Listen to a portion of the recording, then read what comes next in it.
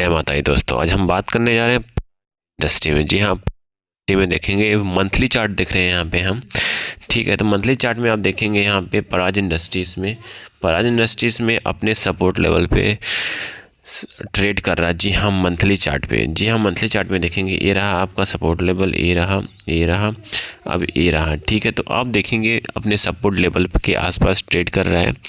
कहीं यहाँ से ब्रेक होता है 322 वाला हडल, तो मे बी इसमें और टूट सकता है। कहने का मतलब कि ये इस लेवल के लिए जा सकता है। जो ये लेवल होगा इसका, वो लेवल हो सकता है 280 का, 275 का लेवल हो सकता है। जी हाँ, वहीं बात करते हैं कंपनी के वीकली चार्ट की बात किया जाए तो वीकली चार्ट के जो अहम सपोर्ट होते हैं, सारे सपोर्ट को धाराशाही करते हुए इस समय साइडवेज हो गया। कई दिनों से एक ही रेंज में ट्रेड कर रहा है और यही रेंज कहीं ब्रेक करता है अपर साइड में तो मे भी इसमें तेज़ी बन सकता है। तेज़ी एक ही कंडीशन से बन सकता है, मैं आपको बता देना चाहता हूँ।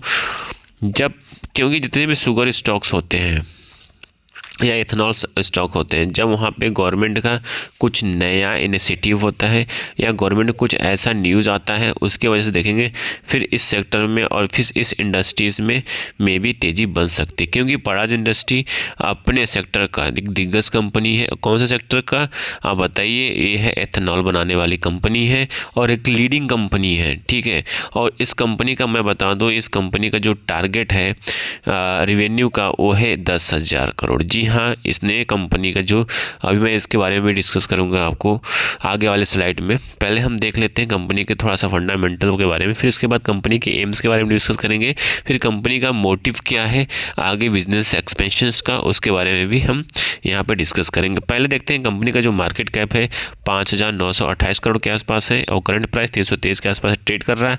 हाई लगाया था 875। जी हाँ, हाई लगा के 875 से इस समय 321, मतलब इसमें 60 से 62% डाउन है। जी हाँ, और स्टॉक भी 56 के आसपास और बुक वैल्यू है 70 के आसपास का। डिविडेंड यील्ड है 1.86। आरओसी आरओई जो देखें वो अपने आप में बहुत ज़बरदस्त है, 17.9 का और 14.1 का।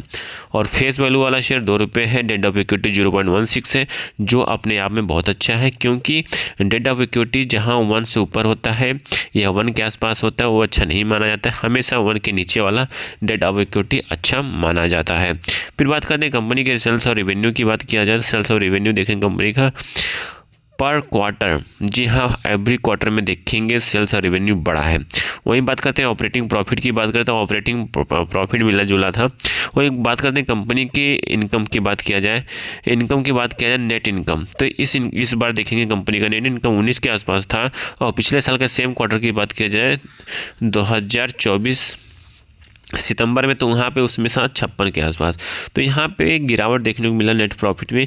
इसके वजह से आप मान सकते हो कि कंपनी का जो सेंटीमेंट बिगड़ा और अच्छा खासा गिरावट देखने को मिला। जी हाँ, इधर बीच में देखेंगे कम इस 3-4 वीक्स देखेंगे अच्छा खासा सेंटीमेंट गड़बड़ाया, क्योंकि उसके पीछे का रीज़न यही माना जा रहा था कि कंपनी का जो नंबर है वो गड़बड़ आया हुआ है। उसकी वजह से इस कंपनी में और इस कंपनी को में भारी गिरावट देखने को मिला।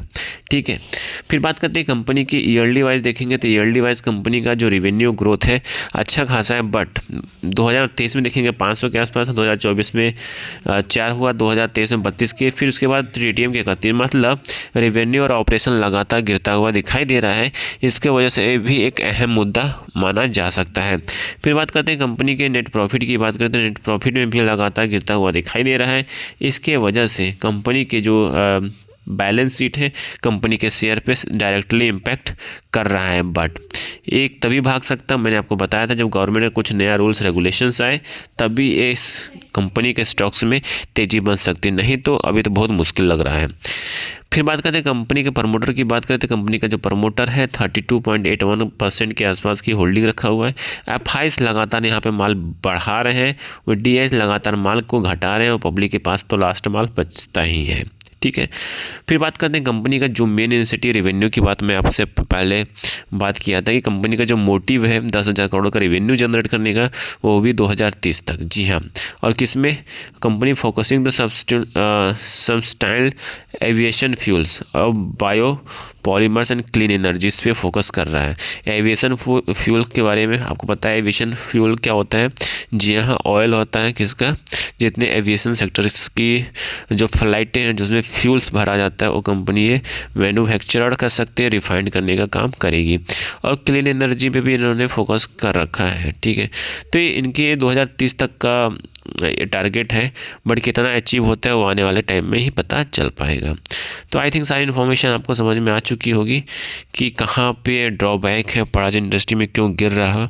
कहीं ये चीज़ें आपको समझ में आ गया होगा तो ज़रूर प्लीज़ लाइक एंड सब्सक्राइब करिएगा, दोस्तों के साथ जरूर शेयर करिएगा। Thank you for watching this video.